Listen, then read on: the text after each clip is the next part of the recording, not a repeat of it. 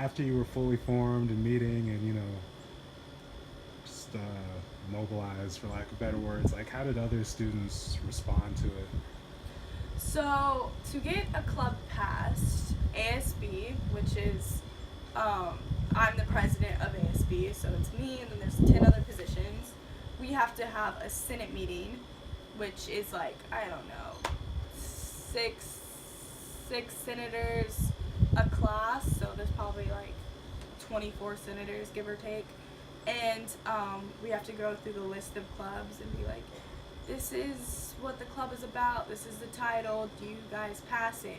And all the senators have to raise their hands and say they do or they don't. And I founded the club, so when I stood up and said, this is my club, and this is what's happening, this is what it's supposed to do, all of the kids passed it, not one kid said no. But I mean, there's chuckles. I don't really think anyone cared much of it. And the thing is the club wasn't ranked. It wasn't as professional as the other clubs. So once we finally got it passed mid-year, you're supposed to have a teacher be an advisor, just so you can have an actual classroom, use a computer, whatever, and you have these set times. Da da da. Our BSU was held in the cafeteria at lunch, and it didn't have a set time. That was more because the students have busy lives, and so we met during support seminar, which I was a senior, so I didn't have support seminar, so my schedule was super flexible.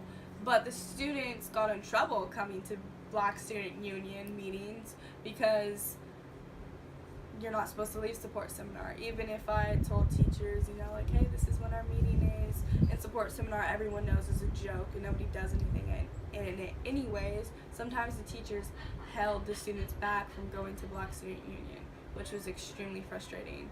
But yeah, we met in a cafeteria. And we just tried to, by the end of it all, I was really big on do not let this die. Because every single time there's always just like the influx of Black students and then it goes down. There's an influx of Black power and then it goes down. I mean, even in American history. And so I was like, don't let your leader, me, leave and then it just vanish. And so I was trying very hard to mentor some kids to take my position, make sure Black Student Union is renewed next year. I always said, like, you can text me, FaceTime me, call me whenever next year. Just because I'm in a different state doesn't mean I can't help you guys. And I wanted it to be more concrete about what our mission and our goal is. And so we kind of drafted what our mission statement is, and hopefully it continues. But I know a lot of the Black Student Union students are leaving, so that's unfortunate. And but just to clarify, so you didn't have any like incidents where it was like, I don't know, whether it be another club or just other students, or like, I don't know, like whenever we're in these areas where you start something Black, people are like, oh my goodness. Yeah, I mean, we got too scared to really do any big movements, but I remember when we like met up together or whatever, kids would just joke and say, I don't know, just stupid things that kind of just like get underneath your skin, and then you just roll your eyes and you're like, okay. Or like, they knew what we were trying to do, so they just kind of undermined it. Like when I was trying to make the assembly and they knew we were meeting for the assembly, they were just like, oh, I don't remember exactly what they said, but they would make jokes to make fun of what we were doing, or make jokes about the club. I remember one student came up and was like, oh, well, if we like all meet up together, a bunch of white kids, and like do KKK movements, like, is that gonna be a problem or something along those lines? And I was like, are you serious? And that's what everyone, or not everyone, but a lot of times happens. It's just like, Black lives matter, all lives matter. And it's just like, you always have to combat it, but why? Like the biggest thing in junior year, we had a discussion, and it's just like,